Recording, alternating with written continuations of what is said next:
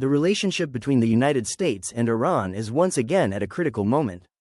From nuclear negotiations to military deployments in the Middle East, tensions between these two nations are shaping global politics, oil markets, and regional stability.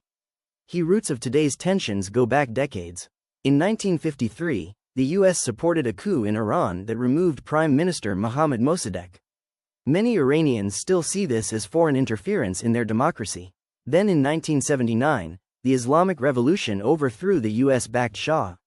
Soon after, Iranian students seized the American embassy in Tehran, taking 52 Americans hostage for 444 days. This event permanently damaged relations. Since then, mistrust has defined the relationship, fueled by sanctions, regional proxy conflicts, and disagreements over Iran's nuclear ambitions. At the center of today's crisis is Iran's nuclear program. The United States and its allies believe Iran could use enriched uranium to build a nuclear weapon. Iran insists its program is for peaceful energy purposes.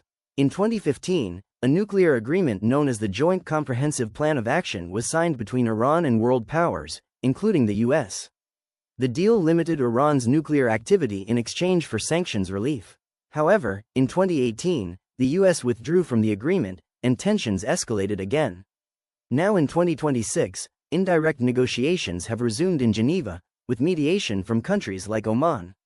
Both sides say there has been some progress on guiding principles, but major disagreements remain.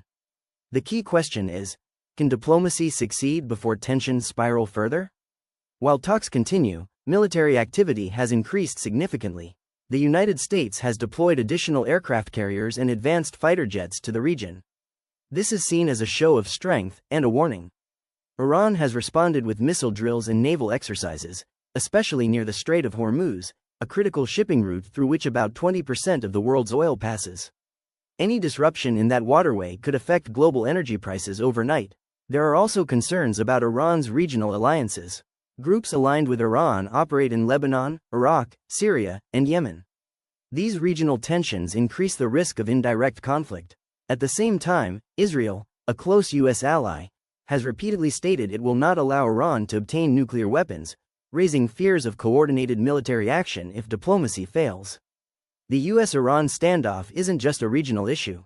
It affects oil prices, global markets, international trade routes, diplomatic alliances. When tensions rise, oil prices often spike due to fears of supply disruption. Investors around the world react cautiously. Middle Eastern countries watch closely, preparing for either escalation or renewed negotiations. Russia and China also play strategic roles, often criticizing Western sanctions and strengthening ties with Iran. This conflict has become part of a larger global power competition. Inside Iran, economic pressure is mounting. Sanctions have impacted inflation, currency value, and employment. Public dissatisfaction has led to protests in recent years, and the government has responded firmly. For Iranian leadership, standing strong against the U.S. can serve as a domestic political message. Meanwhile, in the United States, foreign policy decisions toward Iran are shaped by security concerns, alliances, and domestic political debates. Both governments face internal pressures that influence their diplomatic strategies. As of early 2026, the situation remains tense but uncertain. There are two possible paths forward: diplomatic breakthrough. Negotiators reach a limited nuclear agreement, easing sanctions and reducing military threats.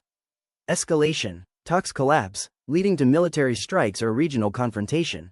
Most analysts believe neither side wants full-scale war, but miscalculations, accidents, or proxy clashes could quickly escalate. The coming months will be critical. The world is watching closely.